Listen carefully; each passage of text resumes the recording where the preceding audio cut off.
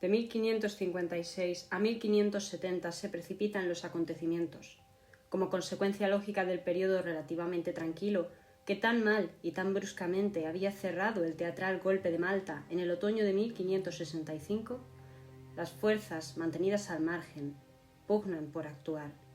Pero subsiste la incertidumbre. El Mediterráneo va a atraer y a fijar en su seno, bajo la forma de proyectos y de vigorosas empresas, a las acrecentadas fuerzas del Imperio Hispánico, o éstas derivarán hacia los Países Bajos, el otro polo del poderío de Felipe II.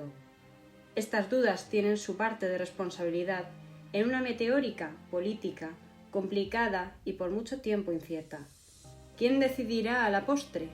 ¿Los hombres o las circunstancias, tan arbitraria y tan absurdamente entrelazadas muchas veces? ¿Quién decidirá? ¿El Occidente, como parecía casi lógico, o el Oriente turco, siempre cargado en el aire y dispuesto a lanzarse sobre la cristiandad? Con estas palabras, Fernand Braudel, mítico historiador del siglo XX, iniciaba un capítulo dedicado a los orígenes de la Liga Santa, que también sería un poco la precuela, si queréis llamarlo así, a la batalla de Lepanto, aquel mítico suceso que Miguel de Cervantes destacaría como la mayor ocasión que vivieron los siglos. Una ocasión que, sin embargo, parece estar un poco envuelta en misterio, porque de Lepanto hay mucha leyenda urbana. Sobre Lepanto se han vertido ríos de tinta.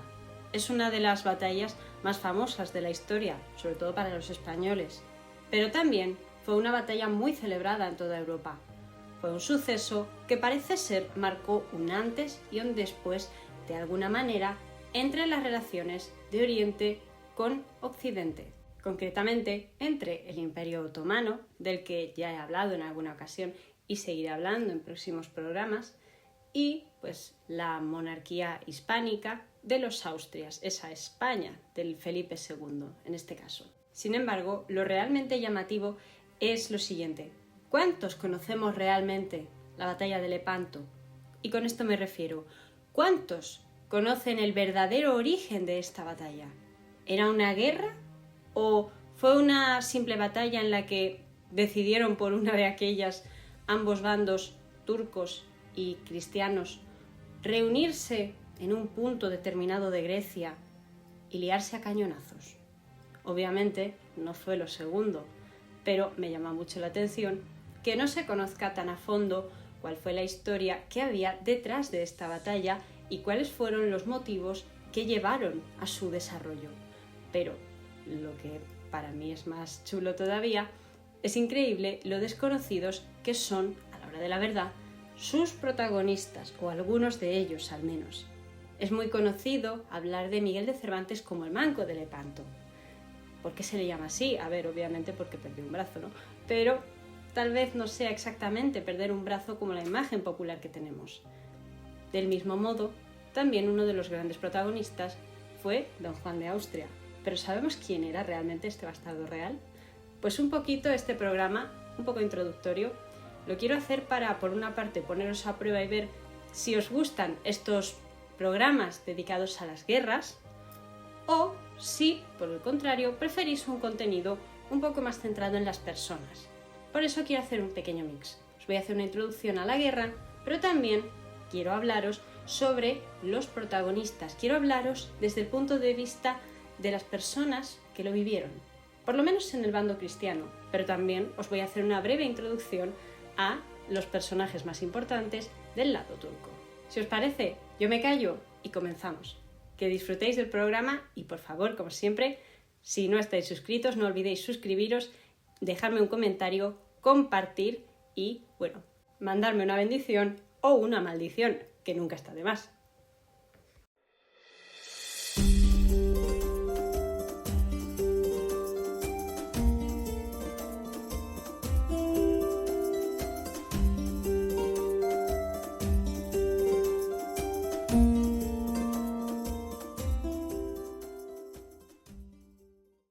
Os pudriréis en el infierno, Juan. Os juro que algún día lamentaréis lo que acabáis de hacerme. Jamás pude olvidar aquellas palabras.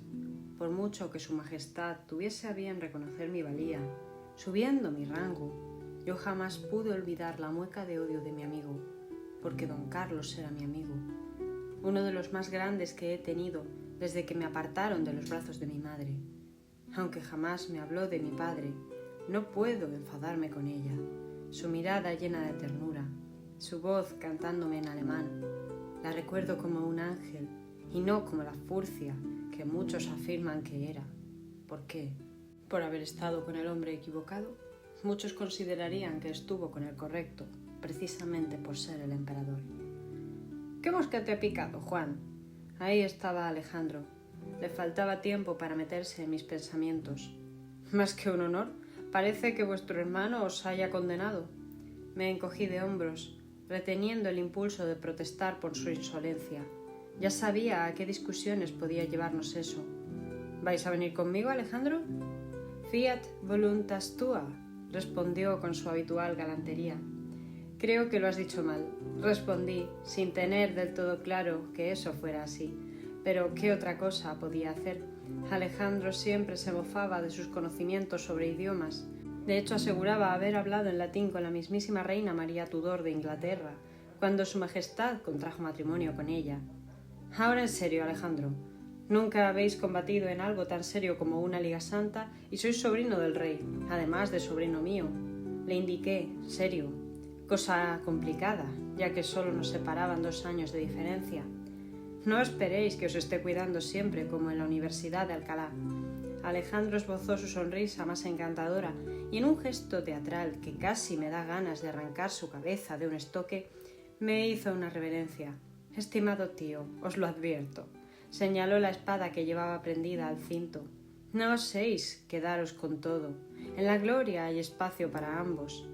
Si pretendía colmar mi paciencia, lo logró. Si os han dado esa gracia de acomandar, ¿cuántas galeras? Se debe a que sois sobrino del rey. Desde luego, querido tío. Al igual que a vos, os hacen general de la armada por ser su hermano. Desenvainé la espada, suerte que estábamos en los jardines. No os tolero esto. Yo he ganado esta gracia por mi lucha contra los moriscos en Granada. Alejandro imitó mi gesto, pasando a ponerse en guardia. ¿Y quién os envió a semejante lugar? A punto estuvimos de chocar los aceros, cuando 2 voces más maduras que nosotros y un tanto más conscientes aparecieron entre nosotros, probablemente dispuestas a ajusticiarnos llegada la necesidad. Os lo dije, don Luis. Esto es lo que sucede cuando juntáis en la misma empresa a 2 bastardos reales. Se crían como príncipes, pero no tienen sus obligaciones. Ese era don Álvaro de Bazán, marqués de Santa Cruz, grande de España y uno de los militares más prestigiosos de la época. También fue uno de mis maestros junto al hombre que le acompañaba, Luis de Requesens. Cuando don Álvaro hablaba, nadie podía llevar la contraria. Alejandro fue el primero en cuadrarse, a sabiendas de que su permiso para acompañarnos a la guerra contra el turco se debía en parte a la intervención de aquellos hombres. Don Luis no reprimió la risa, rompiendo la tensión del momento. No seáis tan severo, Álvaro. En cierta manera se parecen a su majestad. Don Luis había sido ayo del rey Felipe durante su infancia. Luego también se ocupó de don Carlos y de mí. Era un hombre alto, de barba cana y cabello abundante a pesar de la edad. Caballeros, me permito cierta familiaridad para saludarlos. ¿Hay nuevas del Vaticano? Asienten con la cabeza. Pero don Álvaro se rasca la calva, preso de la inquietud. ¿Estáis seguro de poder dirigir la expedición? Asiento, más herido de lo que me gustaría. Vos solo decidme dónde y tendremos lista la flota. Soy de la misma opinión, me imitó Alejandro. Don Luis se acercó a él, le indicó que quería ver su espada, fina y brillante, como no podía ser de otra manera.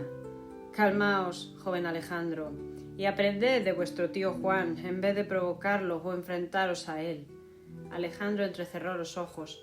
No le gustaba demasiado saber que me daban la razón, pero en el fondo comprendía la necesidad. Ante todo, no os toméis la ofensa de los turcos como un juego, añadió don Álvaro, mirándonos a ambos. Sois osados. Se os pasará cuando veáis 2 cadáveres retorcidos. Alejandro torció la cara en mi dirección, observándome atentamente.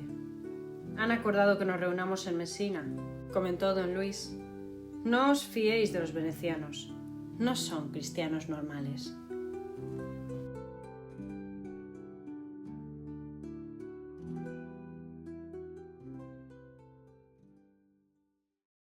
En el pequeño fragmento que acabamos de escuchar, podemos ver la presencia de 4 personajes, 4 caballeros: Juan de Austria, Alejandro Farnesio, Álvaro de Bazán y Luis de Requesens. De estos 4, los 2 más adultos, Álvaro de Bazán y Luis de Requesens, fueron ya hombres experimentados durante el reinado de Felipe II y también durante el de su padre, Carlos V.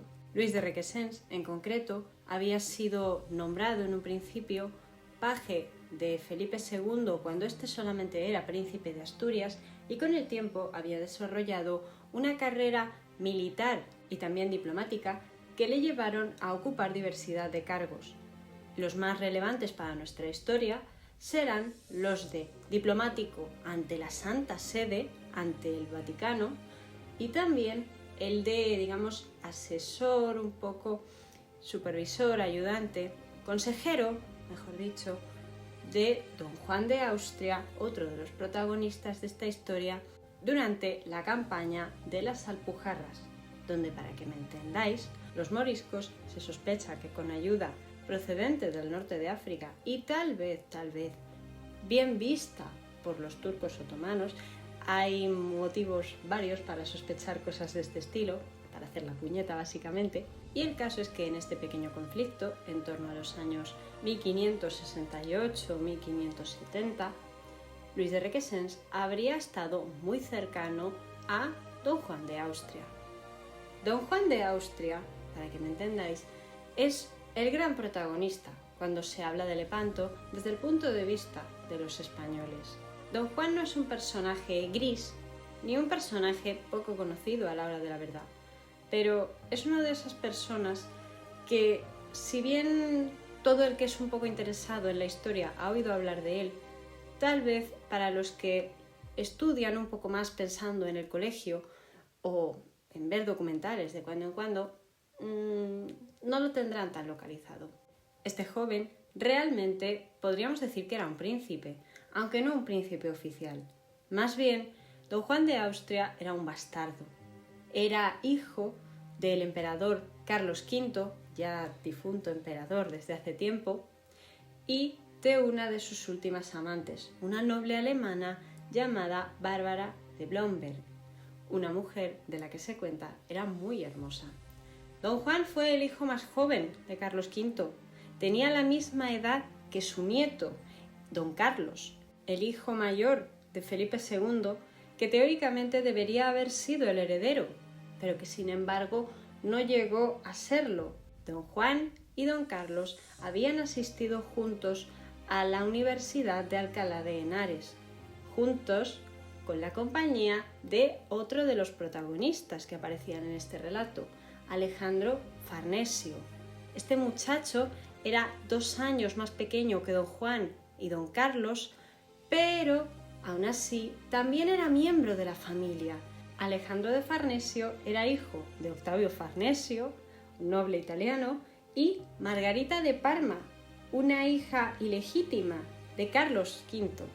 Es decir, Felipe II, Juan de Austria y Margarita de Parma eran hermanos. Margarita de Parma tuvo a Alejandro Farnesio, Juan de Austria era Juan de Austria y don Carlos era hijo de Felipe II, por lo que estos 3 eran familia cercana.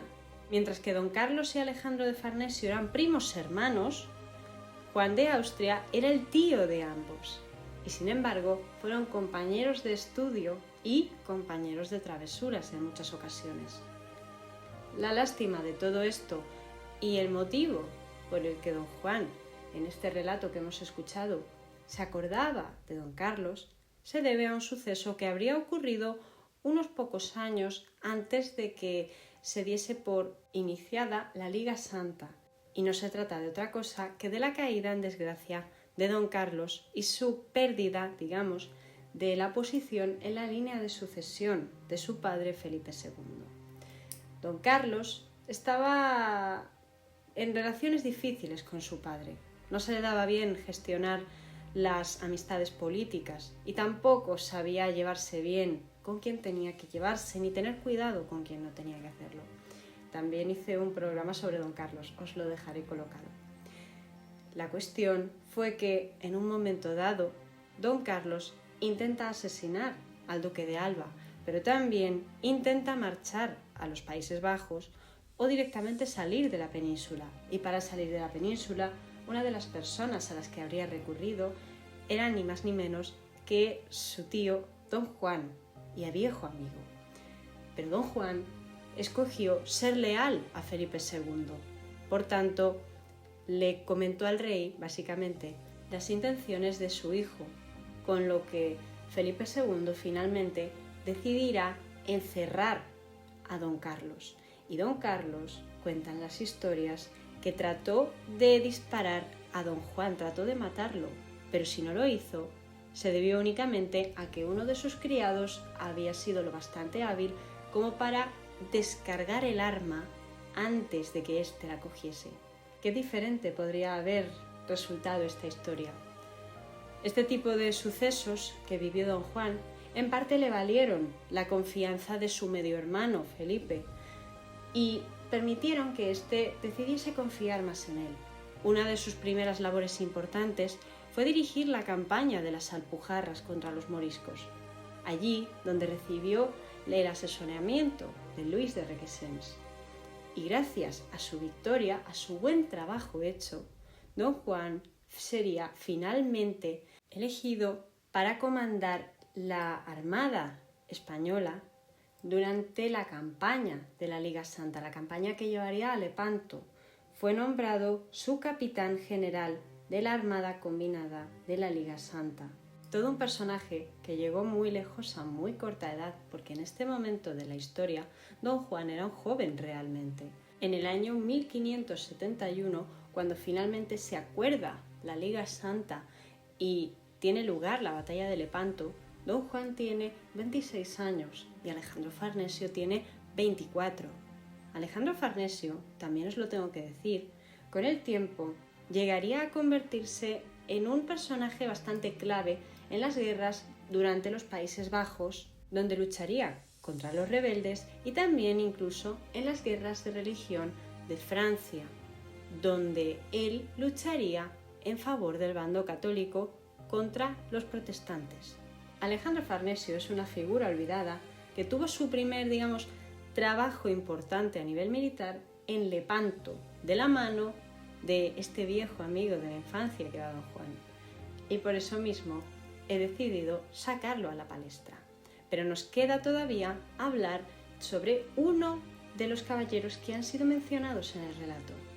Ni más ni menos que, el otro veterano, Álvaro de Bazán. Un noble grande de España que también para esta época ya llevaba una carrera bastante llamativa a sus espaldas, que sería recordado a nivel militar como uno de los más grandes almirantes que había dado España hasta la fecha.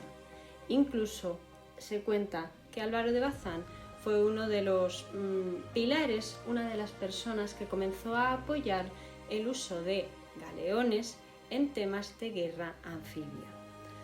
Fue un visionario que llegó a diseñar buques de guerra y precisamente por esto, probablemente, como quien dice, entendedme, no fue casualidad que le enviasen a formar parte de la expedición de la Liga Santa junto con sus compañeros hispanos, pero también junto con los europeos de los que os voy a hablar ahora enseguida en cuanto se explique el desarrollo de la batalla. Don Álvaro, además, compartía nombre con su padre, también don Álvaro de Bazán, pero el viejo, quien había sido un almirante invicto, es decir, que jamás había perdido en batalla. Y pronto, en determinado momento, al igual que Luis de Requesens, terminó sirviendo, o no sirviendo, sino siendo parte de ese grupo de cercanos a don Juan de Austria, después de haberse convertido en uno de los más cercanos a Felipe II. Por lo que, una vez hemos conocido a los protagonistas, que no los he cogido a todos, hay dos más que me he guardado, y otros que no he podido meter porque este programa tiene 1 hora de duración, pero que si os gusta, yo encantada seguiré profundizando más adelante. Ya que os he presentado un poco a estos caballeros, todos ellos del ámbito principesco, unos de más alto rango y otros de un poquito más humilde, o por lo menos no con tanta sangre real en sus venas, si os parece, voy a proceder a lo importante, porque hemos comenzado la historia por el momento en el que están a punto de zarpar hacia Messina, en Sicilia, el lugar donde habían quedado, digamos, en reunirse todos los miembros de la flota de la Liga Santa. Pero queda por conocer quiénes fueron estos países, estos estados renacentistas que formaron parte de la Liga Santa y, lo más importante, ¿cuál fue el motivo que hizo que finalmente decidiesen unirse? Porque en un principio, ya os adelanto, la monarquía de Felipe II no tenía el más mínimo interés en unirse a este conflicto bélico.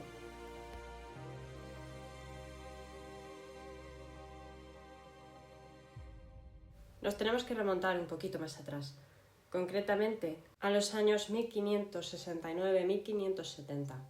En el 1569 aún no habían iniciado como tal las hostilidades, sin embargo los otomanos ya eran una amenaza para Europa.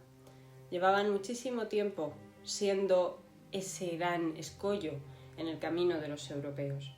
Habían conquistado buena parte de los Balcanes, eran los dueños de parte del sureste europeo. Se habían convertido en los amos y cada sultán había contribuido de una manera u otra a ampliar ese territorio. Los sultanes otomanos pertenecían todos a una misma familia, una misma dinastía, conocida como la Casa de Osmán. Una casa que existía desde en torno al siglo XIV, siglo XIII. Hay un poco de leyenda sobre quién fue el primer sultán otomano, pero se suele hablar, la tradición cuenta, que este se llamaba Osmán, por eso la dinastía Osmanlí o Casa de Osmán. Pero para este momento, para este siglo XVI, para este 1569-1570, el sultán que había, Selim II, conocido popularmente como el Borracho, por quienes quieren desacreditarle, era hijo de uno de los sultanes más importantes de la historia, el sultán Suleimán el Magnífico, también conocido en España como Solimán. Selim había sucedido a su padre no hacía mucho tiempo. Concretamente, su padre había muerto en 1566, por lo que, obviamente, 3 años en el poder no son nada. Y además, Selim había llegado al poder después de una suerte de guerra trifulca con sus hermanos mayores, donde él había salido como único superviviente. Esto es un poco complejo de entender, pero básicamente los otomanos a la hora de la sucesión tenían una ley escrita, no escrita, una tradición, mejor dicho, conocida como ley de fratricidio, una norma según la cual no era obligatorio exactamente, pero era ampliamente utilizado desde principios del siglo XV, según la cual todos los hijos del sultán reinante eran posibles candidatos y tenían los mismos derechos al trono. Daba igual el orden de nacimiento, eso no era lo importante. Lo importante era que llevasen en sus venas la sangre del sultán anterior. Lo que solía ocurrir es que muchas veces los sultanes tenían hijos con concubinas, a menudo con esclavas de Europa, y estas mujeres criaban cada una a sus hijos por su cuenta. Pero justamente con Suleimán esto cambió un poco, ya que se enamoró de una mujer esclava de Rutenia, actual Ucrania más o menos, en aquel entonces pertenecía al reino de Polonia, llamada Roxelana, conocida como Hürrem. Hay una serie turca dedicada a ella, por si la queréis buscar, que cambió un poco las normas del juego, porque fue la primera sultana a la que se le permitió tener más de un hijo varón, y ella llegó a tener 5 hijos en total, una mujer y 4 varones, el tercero de los cuales era Selim. Pero esa historia ya os la contaré en otro momento. Por ahora, queda por saber que teníamos a un sultán muy joven en el trono, un sultán que no era el preferido a priori, pero que había sabido manejarse para quedarse con el trono, y un sultán que tenía fama de preferir las orgías, las fiestas y los placeres en vez de ocuparse de la guerra, de los asuntos militares y políticos, como habría sido su padre. Suleimán era todo lo contrario, o esa es la imagen que se nos transmite popularmente y muchos historiadores, era todo lo contrario de su hijo. Y Selim tenía un trabajo duro si quería ganarse el respeto de todos, pero tuvo la buena suerte de contar con un gran visir de ya una experiencia bastante amplia y que sabía estar a la altura de las circunstancias, al menos un mínimo. Este hombre se llamaba Mehmed Sokollu, o Sokoli he visto que se le llaman algunas fuentes. Y a la hora de la verdad se cuenta que la decisión de atacar Chipre, la isla más al oriente del Mediterráneo, fue idea suya. Los otomanos consideraban que Chipre les pertenecía de forma legítima a ellos y no a la República de Venecia, que era a quien de forma efectiva pertenecía la isla en aquel momento, alegando que los venecianos habrían incumplido una serie de tratados de principios del siglo XVI, pero también he visto por ahí que había alguna disputa sobre los derechos que acarreaba la isla, tenían que ir vinculados sobre quién tuviese dominada Tierra Santa, quién tenía dominada pues lo que era Jerusalén, lo que era Acre, lo que era todo ese territorio que todos conocemos a día de hoy, ¿no? Y este asunto realmente procedería de más atrás, de la Edad Media, de la época de las Cruzadas.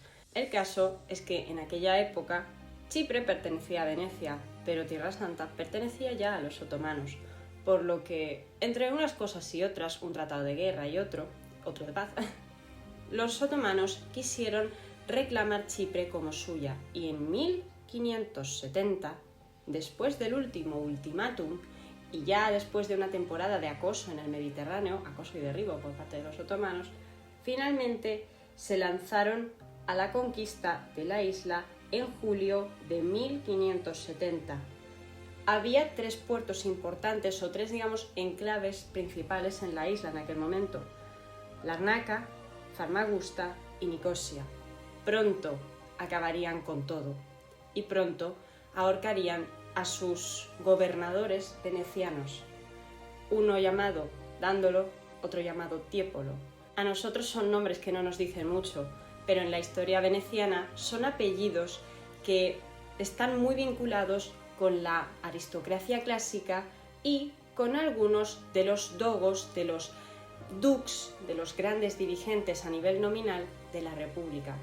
Pero la República, a pesar de tener un dux, una digamos cabeza de Estado, vamos a llamarla así, para que todos nos entendamos, Venecia estaba gobernada a la hora de la verdad por todo un grupo aristocrático, del que formaban parte las familias que estaban inscritas en el Libro de Oro. Y la familia Dándolo y la familia Tiepolo formaban parte. Por lo que eso de que decapiten a un gobernador, que a otro lo desollen vivo y llenen su cuerpo de paja, su piel de paja, todas estas historias que empezaron a circular pronto por el Mediterráneo y que al cabo de los meses hicieron que todo el mundo se pusiera en rompanfilas, terminaron por llamar la atención de un hombre, el Papa Pío V, el único cristiano que en aquel momento tomaba en serio a los venecianos, porque los venecianos tenían fama de ser traicioneros y de preferir irse muchas veces a negociar con los turcos que con sus hermanos cristianos. Y esto no es para menos. Muchas veces o se quedaron de perfil o traicionaron a sus hermanos de religión aliándose con los otomanos. Pero tuvieron la suerte de que el pontífice de aquel momento, que también llevaba relativamente poco tiempo en el poder y había salido en votación por un voto de diferencia, por un voto sorpresa, era un hombre que tenía mucha nostalgia de las cruzadas y que deseaba una unión verdadera de todos los cristianos contra el infiel. ¿Qué mejor ocasión que la conquista de Chipre, que amenazaba literalmente a todo el Mediterráneo oriental cristiano y ya, para más, era la puerta al Mediterráneo occidental y a ir a por los españoles? ¿Qué mejor ocasión que esa para intentar aliarlos a todos? Más todavía, después de que el fracasado intento de los turcos de conquistar la isla de Malta hubiera caído en saco roto. Tal vez, y solo tal vez, había una posibilidad, pero ya os adelanto que esta posibilidad era bastante difícil de llevar a término.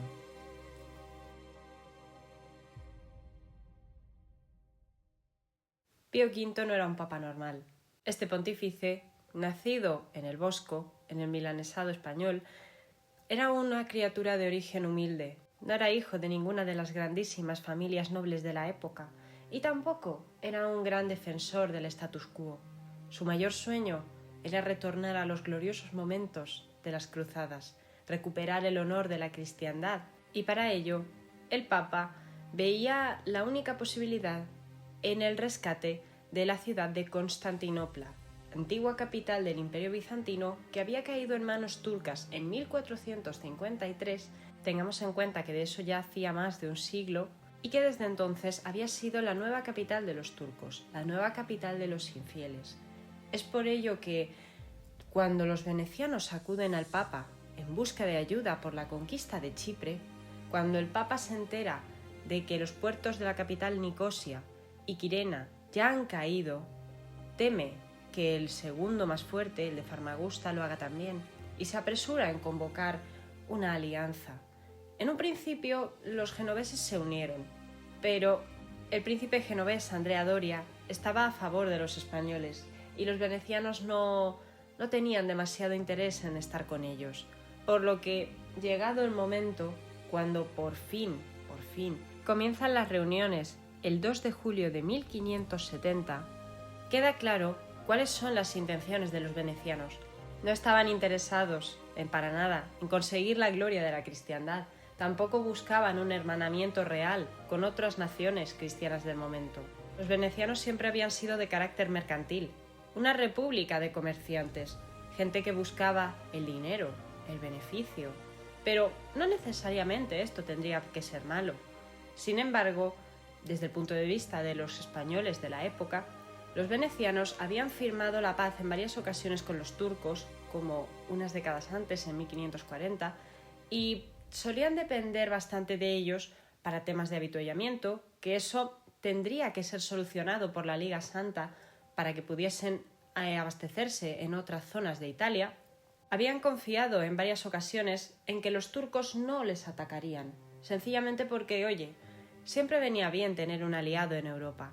Pero no, los otomanos ya tenían una alianza bastante asentada con Francia, por lo que los venecianos, no se podía confiar en ellos. Los españoles los llamaban la meretriz del Imperio Otomano, de la meretriz de los turcos más o menos. Y los otomanos sabían que a la mínima les iban a dar la espalda, por lo que la guerra de Chipre, digamos que ayudó a que se quitasen la careta del todo.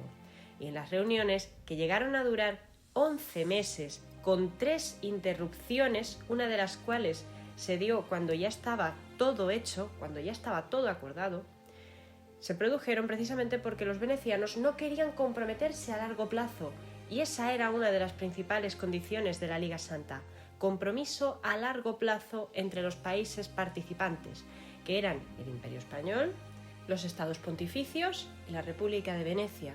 Ellos simplemente querían una ayudita temporal, no querían comprometerse y, después de enfrentar a los turcos por Chipre, marcharse al norte de África a luchar en Argel en favor de los españoles. Pero estamos todos locos.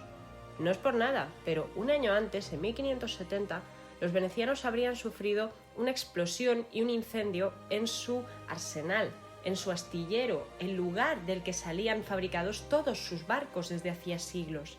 Aquello era un desastre de escalas estratosféricas, más todavía si tenemos en cuenta que en la época, en el territorio europeo, sobre todo en el europeo occidental, pero a los venecianos les afectó especialmente, había un momento de deforestación, un momento donde había problemas para conseguir madera de calidad, lo cual lo empeoraba todo mucho más. Y los venecianos tuvieron que asumir que tenían las de perder si no aceptaban el compromiso.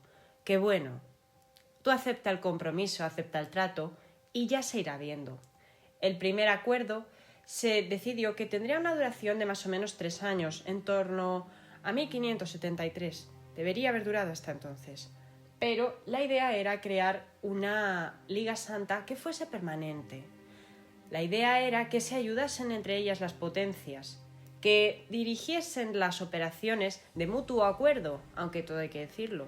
Don Juan de Austria, como gran general de los españoles, tuvo su propio consejo, digamos, su propio grupo para asesorarse.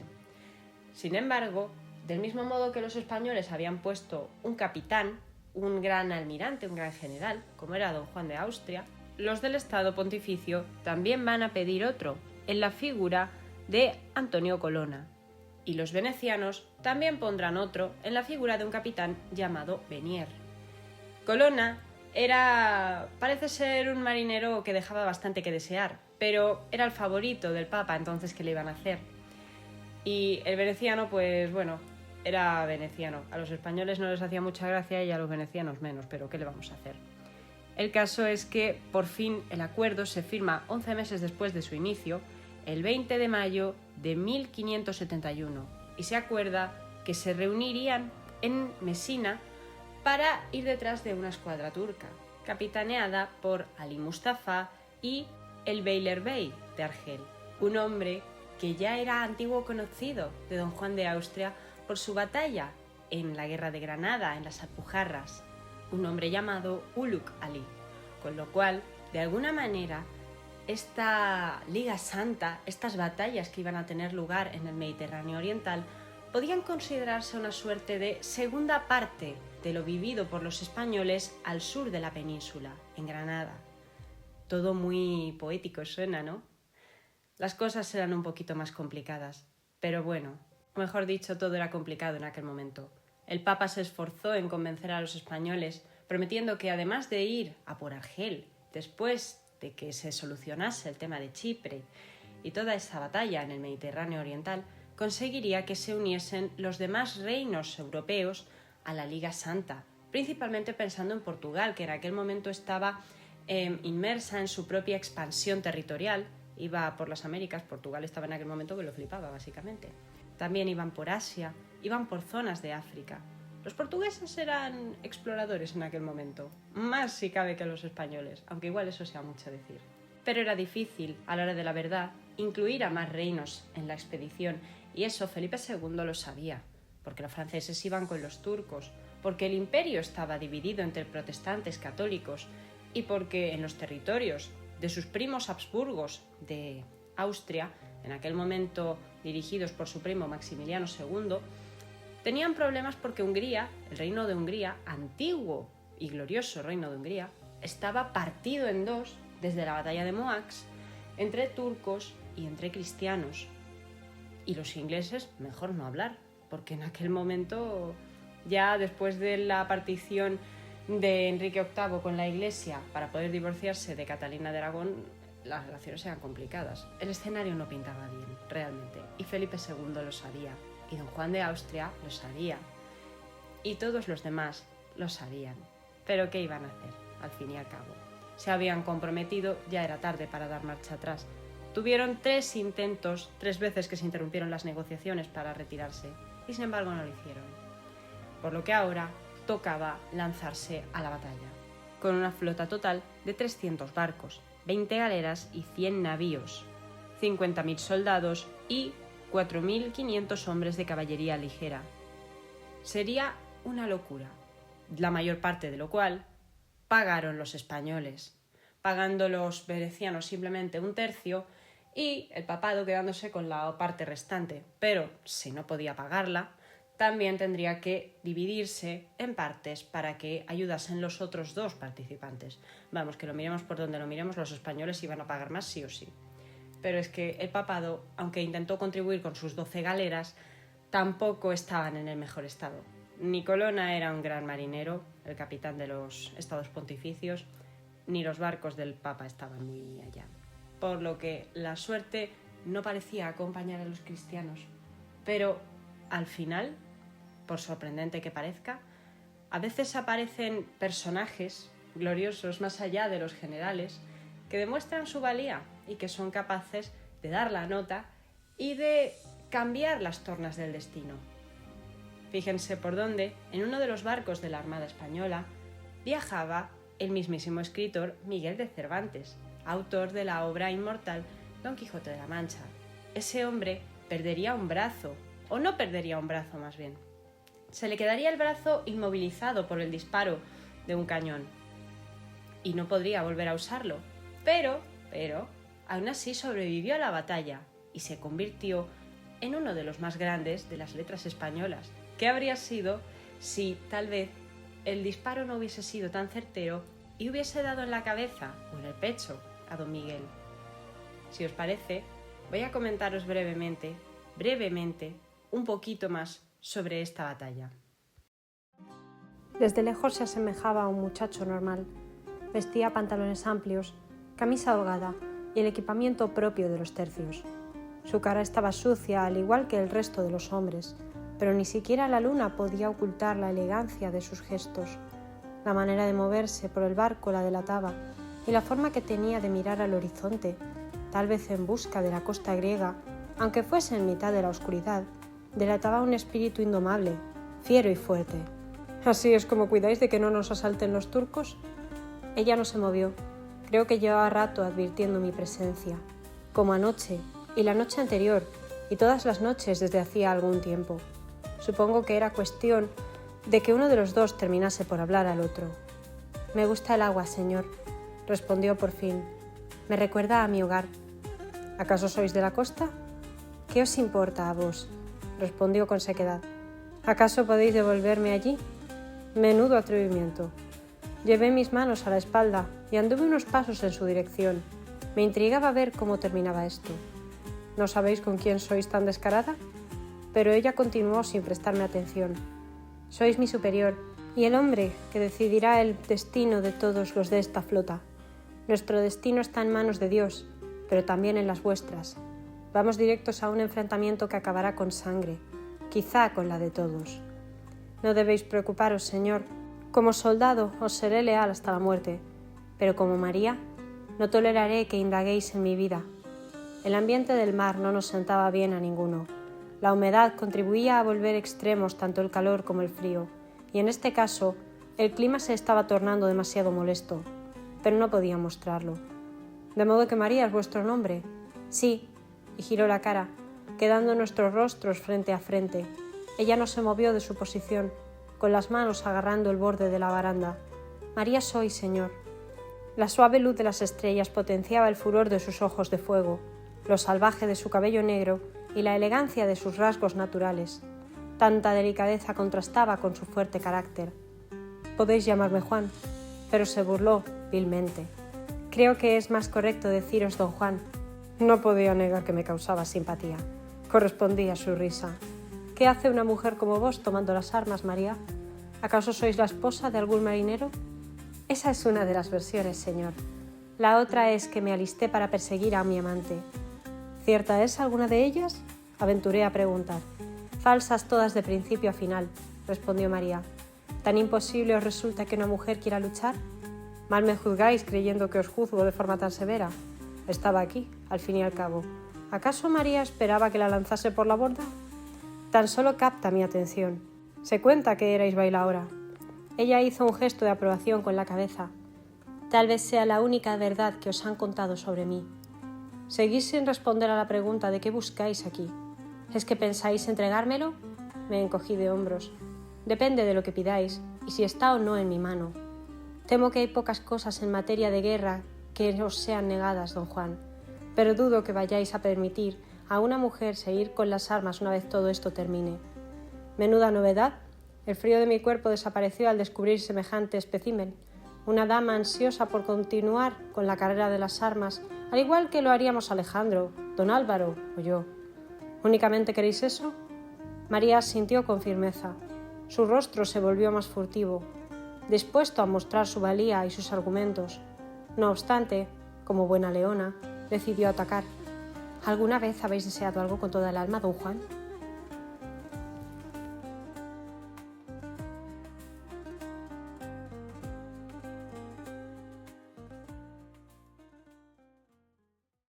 La bailaora siempre ha sido un personaje enigmático. María la bailaora es una de esas mujeres de la historia que son mitad misteriosa y mitad intrigante. Aunque bueno, no, me parece que estas dos palabras son un poco sinónimas, pero bueno, vosotros me entendéis. María no tiene una fecha de nacimiento clara. Tampoco está claro qué fue de ella después. No se sabe exactamente qué es lo que la llevó a Lepanto. Muchos piensan que se debió, y así lo dejaron anotados algunos de la época, a que ella iba siguiendo a un amante. Otros comentan que sencillamente buscaba la gloria de su territorio. Pero es complicado decir, es difícil saberlo, porque la primera versión parece sacada de una novela rosa, mientras que la segunda suena un poco extraña, porque había mucha gente en aquella época que se lanzaba en armas por España o por Hungría, por Inglaterra o por quien fuese. Pero ¿por qué? ¿Qué motivo tenía ella? Y lo que es más importante, lo que a mí me intriga mucho, ¿ella sabía ya manejar armas o aprendió en el transcurso del viaje? A mí es la duda que más me impacta en el cerebro y probablemente me digáis, Marta, eso no tiene ningún sentido. Pero, chicos, soy así, ¿qué os voy a decir? A mí me interesa eso. En cualquier caso, y sea como fuere, lo importante aquí es que María la Bailaora sirvió como soldado en la Real, el buque insignia de la Liga Santa y también la nave que capitaneaba don Juan de Austria. En aquel momento se le describió como el barco más grande de su época, un barco fabricado en el astillero de Barcelona y que había salido hacia Mesina, en Sicilia, al igual que el resto de la flota, que habían acordado quedar allí para viajar por el Adriático en busca de la escuadra turca que estaba asolando los puertos venecianos y también cristianos, bueno, no solo venecianos quiero decir, también había en aquella zona un pequeño puerto como era el de la República de Ragusa, actual Croacia, actual Dubrovnik, podéis googlearlo y es muy bonita, que también eran ese tipo de república marítima que estaba a medio camino entre la España y el otomano, pero digamos que no tenía mala relación con los españoles. Entonces también podía correr peligro, y no hablemos ya de la costa oriental de Italia. Todo lo que era el reino de Nápoles en aquel momento pertenecía a España, por lo que el propio territorio de los Austrias estaba en peligro y tenían que ir a salvarlo o a vigilar que no le pasase nada. Por lo que terminan encontrándose con los turcos y terminarán encontrándose el 7 de octubre de 1571, tengamos en cuenta que, había quedado declarada la Liga en mayo de ese año, de mayo a octubre, había transcurrido todo lo que eran preparativos y demás. Terminan encontrándose ese día de octubre en el Golfo de Patras, en lo que a día de hoy sería Grecia, junto a la costa de la ciudad que en aquel momento se conocía como Lepanto, pero que actualmente tiene otro nombre. Hoy se llama Naupacto, por si queréis buscarla. En cuanto a la batalla en sí, las crónicas hablan de que las aguas se tiñeron de rojo, de que se podían ver trozos de barco y cadáveres flotando en el mar, tanto que daba la sensación de que se podía caminar sobre ellos. Los turcos también tenían su propio buque insignia, llamado la Sultana, un barco que podríamos decir habría estado, tal vez, o no, quién sabe, a la altura de enfrentarse a la nave real de don Juan de Austria. Cuentan que los cristianos fueron bravos en el combate, que no se dejaron amedrentar y que no tuvieron miedo. El mismísimo Miguel de Cervantes se enfrentó a ellos, María la Bailaora también, Álvaro de Bazán, Luis Requesens. Alejandro Farnesio destacó especialmente en esta batalla, pues era la primera ocasión en la que él iba a poder liderar 3 galeras, él mismo, y consiguió un reconocimiento por parte de los suyos, pero también por parte de los ajenos. Si tengo que mencionar de entre todos los nombres que han salido esta noche, uno que finalmente, aunque sea olvidado por la historiografía actual, hubiera conseguido la gloria en Lepanto, probablemente habría sido Alejandro Farnesio, porque don Juan de Austria, el Jeromín, como le llamaban también, ya tenía su propio prestigio forjado luchando en la península. Ya había logrado un estatus en el campo militar. Sin embargo, el jovencito Farnesio, también un hijo de una bastarda real, fue todo un descubrimiento en aquel tiempo. Los turcos se retiraron finalmente y se retiraron humillados, con su flota, una flota que se consideraba hasta aquel momento invencible, totalmente destruida. La noticia se corrió como la pólvora por Europa. Todo el mundo quería hablar del asunto. Pero, precaución, porque para bien o para mal, Las victorias no duran para siempre, y a los turcos no les costó demasiado reconstruir su flota, aunque ya se habían quedado con la humillación de Lepanto, pero consiguieron reconstruirla, y su ataque contra los territorios venecianos fue todavía más salvaje, hasta el punto de que Chipre no consiguió salvarse, cayó en manos otomanas finalmente, y los venecianos, otra vez viendo que, se les podía llegar a exigir por parte de los cristianos que cumpliesen su parte del acuerdo y servir a los deseos de los españoles de ir hacia el norte de África, de ir hacia esos territorios berberiscos que siempre estaban ayudando a los rebeldes a sembrar el caos, a los rebeldes moriscos, a sembrar el caos, o que estaban atacando mediante galeras piratas las costas del Levante peninsular, de lo que sería a día de hoy Valencia, Alicante, Andalucía, un poco Barcelona también. Venga, que los venecianos no querían esa responsabilidad. Y por unas o por otras, finalmente la Liga Santa se disuelve justamente 3 años después de su creación por varios motivos. El primero, la muerte del Papa Pío V, que era el gran baluarte, ese pilar que a la hora de la verdad estaba sosteniendo la Liga, porque venecianos y españoles no se soportaban, no se querían, no querían trabajar juntos, no se fiaban el uno del otro. El Papa era el único que contribuía a calmar las aguas. Parece mentira que un Papa tan exaltado, un Papa tan aventurero, tan partidario de la cruzada como era Pío V, San Pío V, hubiese finalmente sido el único que ayudaba a tranquilizar los ánimos. Pues el Papa falleció y ya cayeron un poquito los intereses.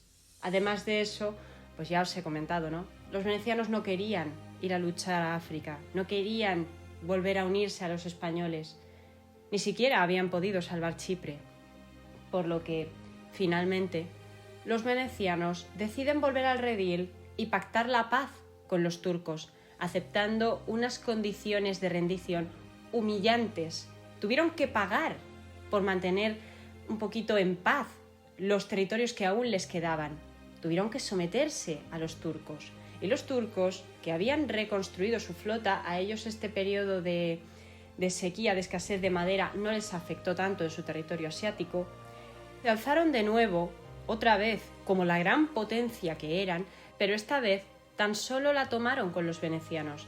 A partir de entonces, los otomanos se andarían con ojo cuando se tratase de los españoles, pero a los venecianos les iban a hacer, tenían que someterse, y se sometieron. No hablo de que no los respetasen en cierta manera, pero hablo de que los venecianos totalmente a su merced volvieron al redil con tal de conservar la relación comercial que tenían y con tal de su propio orgullo y sus cosas. No os lo he comentado, esto es un poco complejo, pero los venecianos, dentro de lo que era la República de Venecia, la ciudad de los canales, tenían un partido llamado pacifista, un grupo de patricios, de nobles, de militares, de comerciantes y de gente importante, básicamente, que estaba a favor de pactar la paz con los turcos y que había visto muy mal desde el primer momento tanto la petición de socorro al Vaticano como el intento de alianza con los genoveses como la final alianza o Liga Santa con los españoles. No les había gustado nada. El capitán de este grupo era el obispo de Dax y era un señor que varios historiadores describen como siniestro. ¿Qué motivos tiene un obispo cristiano para preferir la paz con los infieles? Un misterio que jamás lograremos entender, pero las cosas como son. El embajador de España en Venecia remitió una carta al rey hablando tanto de lo que había significado la muerte del Papa como de esos intentos nuevos de alianza de los venecianos con los otomanos. Habían recibido en Venecia a un grupo de gente del imperio. Había gente del imperio que vivía allí. Había comerciantes turcos, había nobles turcos. Había luego también grupos de venecianos que residían en una suerte de un barrio propio, una zona que era más propia de los comerciantes en Constantinopla. Había movimientos que a los españoles nunca les acabaron de convencer, y ya el final acuerdo de paz de los venecianos con los otomanos sin consultar, rompiendo la Liga Santa, ya fue como el colmo, como la confirmación de Su Majestad, nos lo teníamos que haber visto venir. Problemas, ¿no? Problemas que ocurren a veces. Estos son los riesgos de la guerra y estos son los riesgos de la política. Como se atribuye a Maquiavelo, aunque esta frase no la dice tal cual en El Príncipe, es una frase que podríamos llegar a extraer o un mensaje que podríamos llegar a captar, pero no es una frase que aparece tal cual. El fin justifica los medios. Dolor, sangre, guerra. Los cañones de los turcos disparan y los hombres hablan en distintos idiomas. El italiano y el español se mezclaban, haciendo que las órdenes se volvieran confusas, pero todavía se trastornaba más la cosa cuando a ellos se unían los gritos de los genízaros. Los turcos hablan un idioma más incomprensible que el nuestro. Es complejo, hablan con toda la garganta, chillan y suena como un grito de guerra cada palabra. Sé que son fuertes, sé que no van a rendirse, pero nosotros tampoco podemos hacerlo. Son las leyes de la guerra, son las leyes de la lucha de religión, son las leyes del mundo que nos concibió.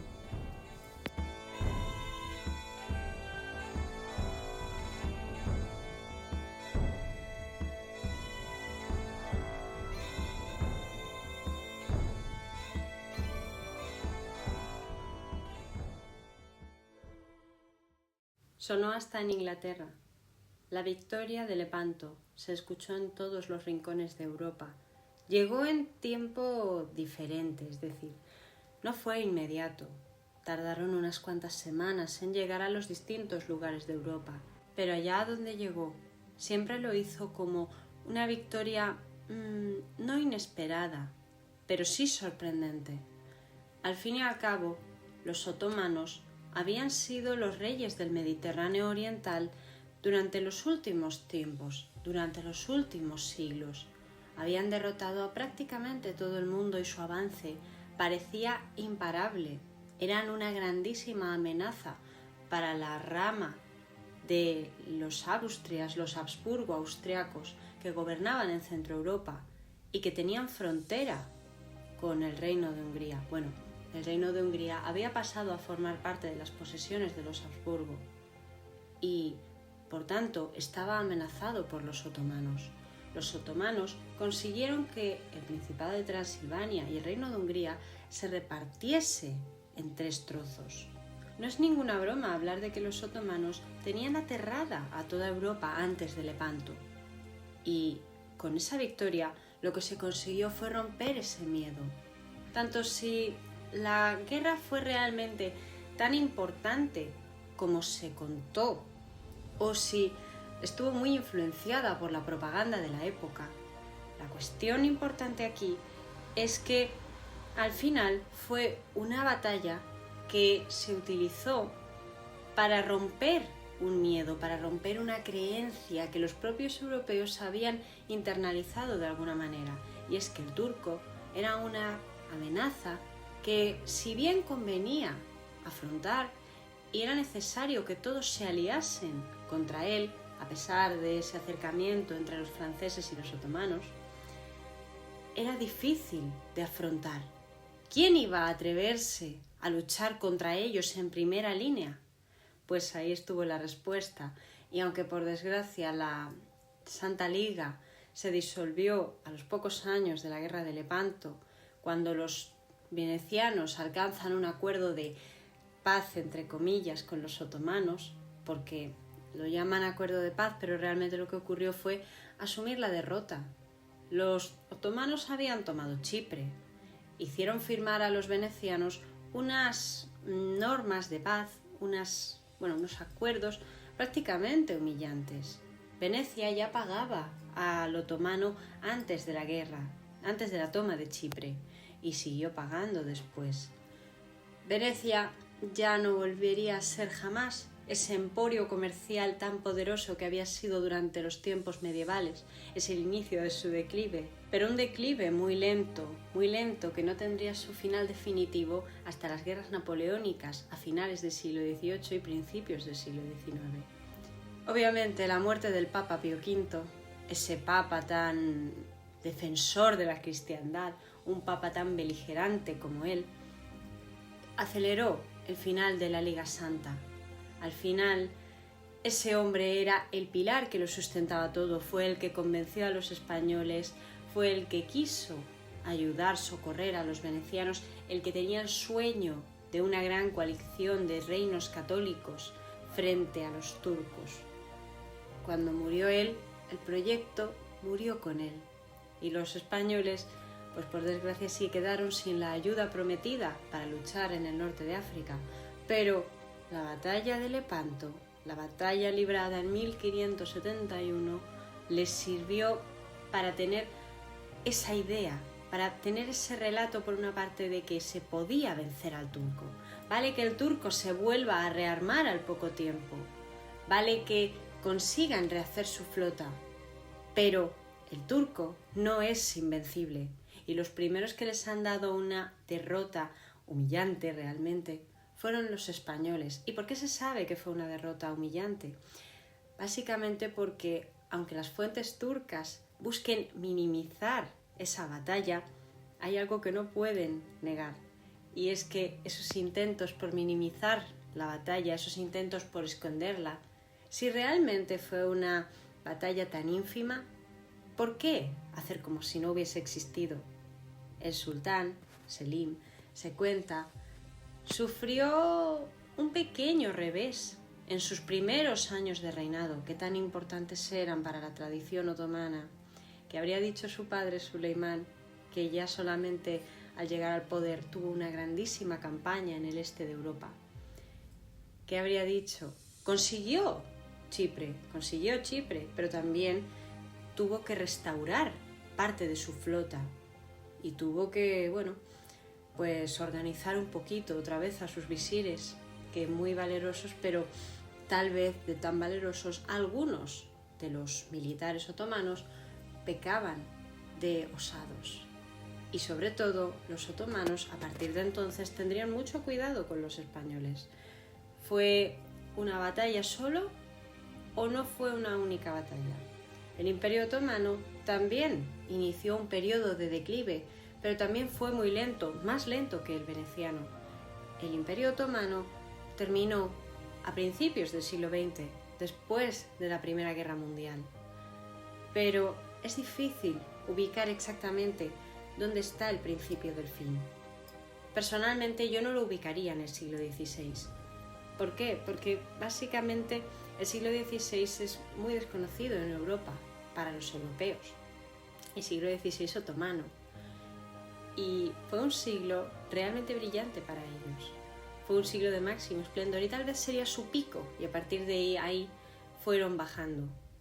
Pero lo que realmente representó Lepanto fue la demostración para los cristianos de que se les podía vencer.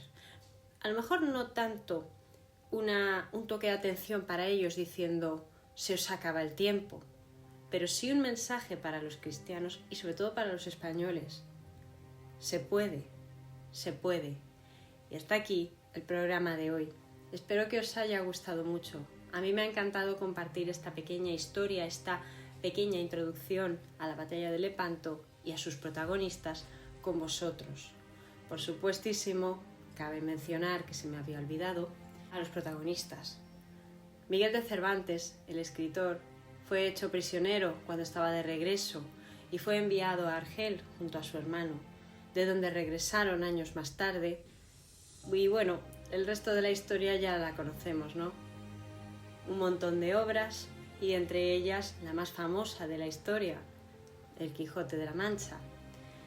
En el caso de María la Bailaora, es difícil saber qué ocurrió con ella. Las fuentes no se ponen de acuerdo y son confusas incluso con su propia existencia. Pero lo que sí que se cuenta es que después de Lepanto se la permitió, tal y como hemos escuchado en el relato, permanecer junto a su tercio. y continuar luchando codo con codo con los hombres con los que había trabado esa relación, digamos, de camaradería, vamos a llamarlo. Por su parte, don Juan se convirtió en el gran militar de la época, el gran héroe, un hombre que demostraría su valía y que incluso llegaría a despertar los celos de su hermano Felipe II, el emperador. Bueno, el rey, que emperador no llegó a ser. Al fin y al cabo, don Juan se destacó también en los Países Bajos con el tiempo. Se destacó allá por donde iba. Por su parte, Alejandro de Farnesio, aunque está más olvidado, también hizo aquello. También llegó a ser un militar destacado. Uno de los más grandes de la época también. Y hay que decirlo, hay que señalarlo. A mí me encanta comentarlo. ¿Qué habría pasado si alguno de esos dos hubieran llegado a gobernar alguna vez? Al fin y al cabo, la familia de los Habsburgo, con el tiempo, sufrió mucho con la consanguinidad, sufrió mucho con ese escaso mestizaje que tenían. Se casaban entre primos, entre sobrinos y tíos, se casaban entre parientes muy cercanos. Y bueno, ya sabemos que eso no es muy bueno para el cuerpo en general. Sin embargo, el mismo hombre que engendró a Felipe II, el emperador Carlos V, también engendró a estos dos grandes militares. Y no es por desmerecer a Felipe II, pero todo hay que decirlo. El reinado de Felipe II no habría sido lo mismo sin figuras como las de su hermano y su sobrino. Por tanto, yo os lo pregunto y me encantaría recibir vuestra opinión en el chat. ¿Qué creéis vosotros que habría pasado si alguno de ellos le hubiera llegado a suceder? Hombres que demostraban su valía en el campo de batalla. Hombres duros, valientes, osados, arrogantes, solitarios en cierta manera, pero al fin y al cabo verdaderos líderes. ¿O esta imagen es sobrevalorada? Yo lo dejo ahí y espero ansiosa vuestras opiniones al respecto.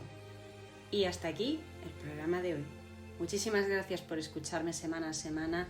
Como siempre nos vemos en Instagram como @elmundodelaki. Tenéis la dirección en la descripción del vídeo, yo siempre os la dejo.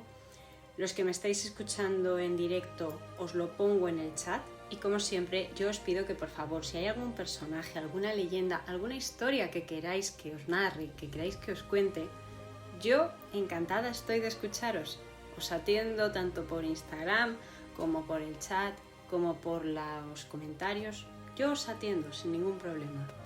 Muchísimas gracias a todos y ahora sí, hasta la semana que viene.